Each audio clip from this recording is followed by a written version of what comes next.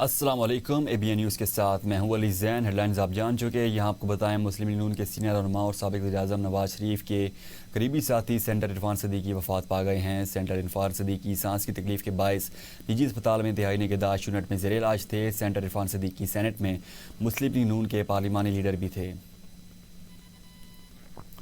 مسلم league نون کے senior senator Irfan Siddiqui انتقال کر گئے ہیں۔ سینیٹر عرفان صدیقی سینٹ میں مسلم لیگ نون کے پارلیمانی لیڈر بھی تھے۔ مسلم لیگ نون کے سینئر رہنما سینیٹر عرفان صدیقی انتقال کر گئے ہیں۔ حکومت سینٹ سے 27ویں ترمیم بآسانی منظور کروانے میں کامیاب۔ سینٹ نے 27ویں ترمیم 2/3 اکثریت سے منظور کر لی۔ وفاقی وزیر قانون سینیٹر اعظم نذیر تارڑ نے ترمیمی بل پیش کیا جسے ووٹنگ کے دوران 64 ووٹوں کے ساتھ منظور کیا گیا۔ اس رکن نے مخالفت میں ووٹ نہیں دیا۔ اجلاس کے دوران اپوزیشن اراکین نے بل کی کاپیاں پھاڑ دیں اور احتجاجاً ایوان سے واک آؤٹ کیا۔ پاکستان تحریک انصاف کے سینیٹر سیف اللہ بڑو اور جمعیت علماء اسلام کے سینیٹر احمد خان نے ترمیم کے حق میں ووٹ دیا۔ چیئرمین سینٹ سید یوسف رضا گیلانی نے ترمیم کی تمام 49 شقوں کی منظوری کے بعد اس کے باضابطہ طور پر منظور ہونے کا اعلان کیا۔ مسلم لیگ نون کے پارلیمانی لیڈر عرفان صدیقی شدید دلیل ہونے کے باعث وینٹیلیٹر پر ہیں، جس کے باعث ان کا ووٹ شامل نہ ہو سکا۔ 27ویں ترمیم کو منظوری کے لیے کل قومی اسمبلی میں پیش کیا جائے گا۔ آئین کے آرٹیکل 243 میں اہم اور وسیع آئینی ترامیم chairman joint chief of staff committee کا عہدہ ختم کرنے اور چیف آف آرمی سٹاف کو چیف آف ڈیفنس فورسز کا نیا عہدہ دینے کی سفارش شامل ہیں۔ مجوزہ ترمیم میں تینوں افواج کے کمانڈر کی تقرری، اختیارات اور مراد کے نظام میں بھی نمایاں تبدیلیاں شامل کی گئی ہیں۔ آئین کے آرٹیکل 243 میں بڑی آئینی ترمیم کی تجویز، chairman joint chief of staff committee کا عہدہ ختم، آرمی چیف کو چیف آف ڈیفنس فورسز کا نیا عہدہ دینے کی سفارش کی گئی۔ حکومت کی جانب سے آئین کے آرٹیکل 243 میں اہم آئینی ترمیم تجویز کی گئی ہیں، جن کے تحت مسلح افواج کے ڈھانچے، کمانڈ اور اختیارات میں نمایاں تبدیلیاں کی گئی ہیں۔ ترمیمی مسودے کے مطابق صدر مملکت وزیر اعظم کی ایڈوائس پر تینوں افواج کے سربراہان کا تقرر کریں گے۔ چیف آف آرمی سٹاف کو بیک وقت چیف آف ڈیفنس فورسز کا نیا عہدہ دیا جائے گا، جبکہ چیف آف نیول سٹاف اور چیف آف ایئر سٹاف کی تقرری بھی صدر مملکت اور وزیر اعظم کے مشورے سے کریں گے۔ صدر ان تمام عہدوں کے تنخواہوں اور مراد کا تعین بھی خود کریں گے۔ ترمیم میں تجویز دی گئی ہے کہ 27 نومبر 2025 سے chairman joint chief of staff committee کا عہدہ ختم کر دیا جائے گا۔ اس کے بعد دفاعی کمانڈ کی تمام ذمہ داریاں چیف آف ڈیفنس فورسز کے تحت ہوں گی۔ ترمیمی مجوزے کے مطابق اگر وفاقی حکومت کسی افسر کو field marshal, martial of the air force یا ایڈمرل آف دی فلیٹ کے رینک پر ترقی دیتی ہے تو افسر زندگی بھر وردی، مراد اور مرتبے کو برقرار رکھنے کا حقدار ہوگا۔ ان عہدوں کو قومی ہیروز کا درجہ دیا گیا ہے اور انہیں صرف آئین کے آرٹیکل 47 کے تحت ہی ہٹایا جا سکتا ہے۔ ترمیم میں یہ بھی شامل کیا گیا ہے کہ آرٹیکل 248 کے تحت صدر مملکت کو حاصل آئینی استثناء اب field marshal, martial of the air force اور ایڈمرل آف دی فلیٹ پر بھی لاگو ہوگا۔ مدت ملازمت مکمل ہونے کے بعد وفاقی حکومت ان عہدوں پر فائز افسران کے لیے ریاستی مفاد میں نئی ذمہ داریاں متعین کرے گی۔ آرمی چیف کی مدت ملازمت سے متعلق کسی بحث اور نوٹیفیکیشن کی ضرورت نہیں۔ آرمی چیف کی مدت کا تعین قانون کے مطابق ہو چکا۔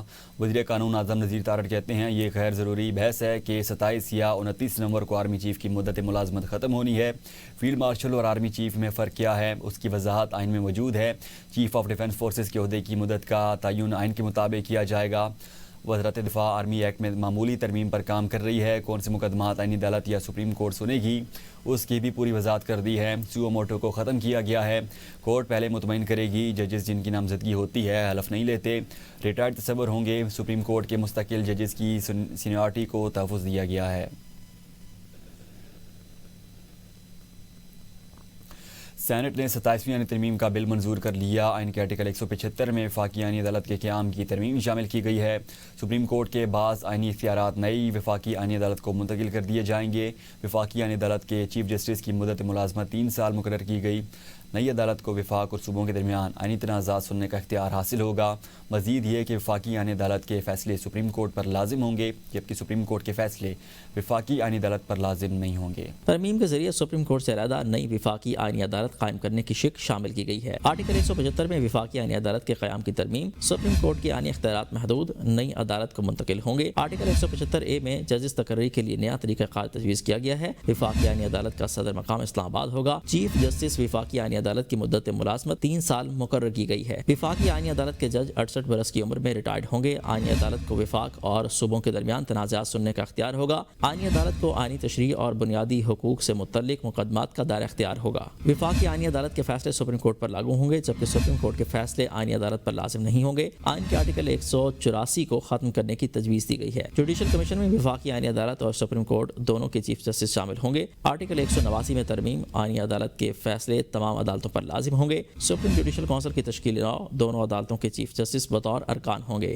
بل میں تجویز کیا گیا ہے کہ ججز کا ٹرانسفر جوڈیشل کمیشن کے سپرد کیا جائے۔ جس ہائی کورٹ سے جج کا ٹرانسفر ہونا ہے اور جس ہائی کورٹ میں تبادلہ ہونا ہے، دونوں ہائی کورٹس کے چیف جسٹس صاحبان بھی اس عمل کا حصہ ہوں گے۔ نائب وزیر اعظم اسحاق ڈار نے کہا ہے کہ آئینی عدالت کی دیگر عدالتوں سے علیحدگی ایک بڑی پیش رفت ہے۔ آئینی عدالت کا قیام ناگزیر تھا تاکہ آئین سے متعلق مقدمات کو علیحدہ طور پر نمٹایا جا سکے۔ اسحاق ڈار نے وضاحت کی کہ چیف جسٹس پاکستان سمیت تمام ججز کی سینیورٹی برقرار رہے گی اور آئینی عدالت کے الگ ہونے سے سائلین کو بہتر انداز میں داد رسی کا موقع ملے گا۔ انہوں نے کہا کہ دنیا کے کئی ممالک میں آئینی عدالتیں پہلے سے موجود ہیں اور پاکستان میں یہ ترمیم عدالتی نظام کو مضبوط بنانے کے لیے کی گئی ہے۔ اسحاق ڈار نے 18ویں آئینی ترمیم کا حوالہ دیتے ہوئے کہا کہ اس وقت 2 تجاویز زیر غور تھیں۔ ہزارہ پختونخوا اور خیبر پختونخوا دونوں تجاویز ANP کو دی گئیں، جس کے بعد صوبے کا نام خیبر پختونخوا کیا گیا۔ صوبے کے نام میں ممکنہ تبدیلی کے حوالے سے مزید مشاورت کی جائے گی۔ سیکیورٹی فورسز نے جنوبی وزیرستان وانا میں بھارتی حمایت یافتہ دہشت گردوں کا کیڈٹ کالج پر حملہ ناکام بنا دیا۔ ISPR کے مطابق جنوبی وزیرستان میں بھارتی پراکسی گروپ فتنہ الخوارج سے تعلق رکھنے والے خوارج نے کیڈٹ کالج وانا پر حملہ کیا۔ چوکس سیکیورٹی اہلکاروں نے حملہ آوروں کو عمارت میں داخل ہونے سے روک دیا۔ حملہ آوروں نے بارودی گاڑی مرکزی دروازے سے ٹکرا دی، جس سے مین گیٹ اور انفراسٹرکچر کو شدید نقصان پہنچا۔ آپریشن میں 2 خوارج ہلاک جبکہ 3 حملہ آور کالج کے احاطے میں داخل ہونے میں کامیاب ہوئے اور انہیں انتظامی بلاک میں محاصرہ کر لیا گیا۔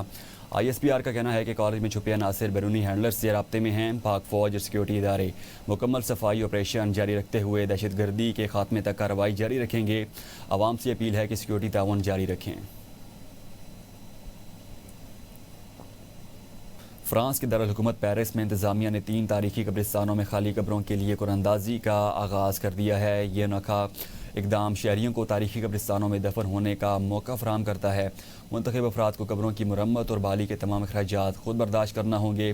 ابتدائی مرحلوں میں 30 قبروں کے لیے قرآن اندازی کی گئی، جبکہ اعلان کے صرف 24 گھنٹوں میں 1000 سے زائد درخواستیں موصول ہوئیں۔ پیرس انتظامیہ کے مطابق یہ منصوبہ شہر کے تاریخی اور ثقافتی ورثے کے تحفظ اور شہریوں میں تاریخی مقامات کے بارے میں آگاہی بڑھانے کے لیے شروع کیا گیا۔ COP30 کانفرنس میں صوبہ پنجاب کی طرف سے پاکستان پیویلین قائم کر دیا گیا۔ پیویلین کا عنوان from the Indus to the Amazon رکھا گیا ہے۔ پیویلین میں 17 پنجاب سمیت پنجاب حکومت کے گزشتہ 1.5 سال کے دوران کیے اقدامات کو اجاگر کیا گیا۔ COP30 میں پاکستانی پیویلین حاضری کی دلچسپی کا مرکز بن گیا۔ پیویلین کو قومی پرچم کے رنگوں سے آراستہ کیا گیا۔ پیویلین میں ماحول کی بہتری کے حکومت پنجاب کے اقدامات کے بارے میں ڈاکیومنٹریز بھی پیش کی جا رہی ہیں۔ وزیر اعلیٰ پنجاب مریم نواز شریف پاکستان پیویلین کا باضابطہ افتتاح کریں گی اور خطاب میں پنجاب حکومت کی ماحول دوست پالیسیز پر اظہار خیال کریں گی۔ COP30 کانفرنس کے موقع پر دنیا بھر سے ممالک نے اپنے اپنے پیویلینز قائم کیے۔ امریکی صدر ڈونلڈ ٹرمپ بھارتی سفیر سرجیو گور کی حلف برداری کی تقریب میں شریک ہوئے۔ امریکی صدر ڈونلڈ ٹرمپ کا وائٹ ہاؤس میں خطاب کرتے ہوئے کہنا تھا کہ بھارت کے ساتھ نئی تجارتی ڈیل کا اعلان کر رہے ہیں۔ معاہدہ ماضی سے مختلف ہوگا۔ امریکہ میں شٹ ڈاؤن جلد ختم ہونے جا رہا ہے۔ ڈیموکریٹس کی حمایت حاصل ہے۔ انہوں نے واضح کیا کہ ڈرگ ڈیلرز اور غیر قانونی طور پر آنے والوں کو کوئی مدد نہیں ملے گی۔ امریکی صدر ٹرمپ کا ڈیموکریٹس کی حمایت حاصل ہے۔ جلد شٹ ڈاؤن ختم ہونے جا رہا ہے۔ صدر ٹرمپ نے مزید کہا کہ بھارتی سفیر کی حلف برداری کی تقریب میں شرکت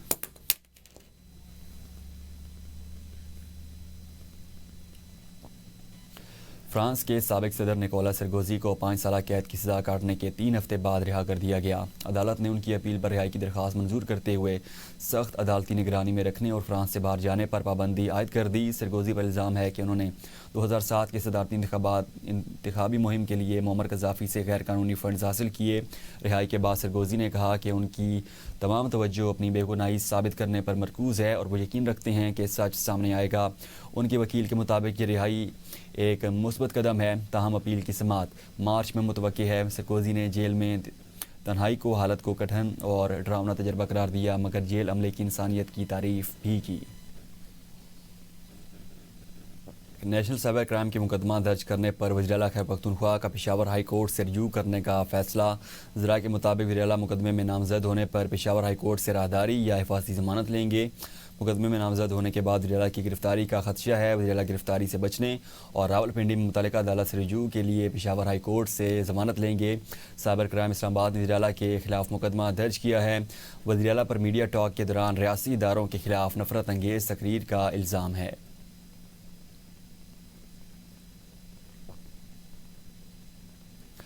وزیراعلیٰ بلوچستان میر سرفراز بگٹی نے پارلیمنٹ کے باہر میڈیا سے گفتگو میں کہا کہ اگر تنازعات بات چیت کے ذریعے حل ہوں تو یہ خوشائند بات ہے. انہوں نے مزید کہا کہ قانون سازی پارلیمنٹ کا اختیار ہے اور وہ اپنا آئینی فریضہ انجام دے رہی ہے.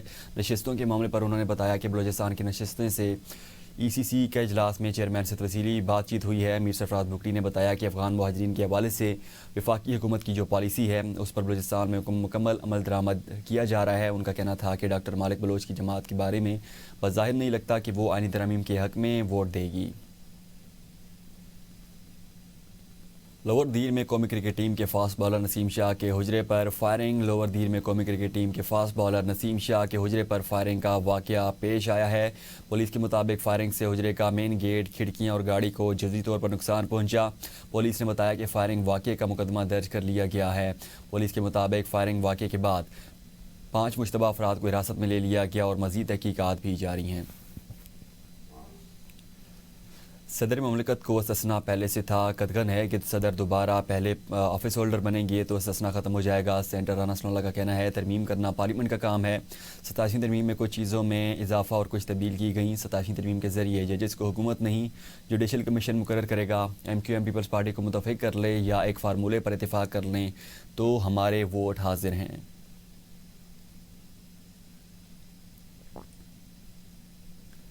چیئرمین پیپلز پارٹی بلاول بھٹو نے کہا ہے کہ اسلام آباد میں اس وقت کافی کچھ ہو رہا ہے. ہم نے ہمیشہ مشاورت کے ذریعے آئینی ترامیم پاس کی. بات چیت اور درمیانی راستہ نکال کر ہی آئینی تبدیلی ممکن ہوتی ہے. بلاول بھٹو کا کہنا تھا کہ آئینی عدالت میں تمام صوبوں کو برابر نمائندگی ملنی چاہیے. ہمارا مطالبہ ہے کہ ملک میں آئینی عدالت قائم کی جائے. انہوں نے مزید کہا کہ IMF معاہدوں کے باعث صوبائی حکومتوں کے ہاتھ باندھے گئے ہیں.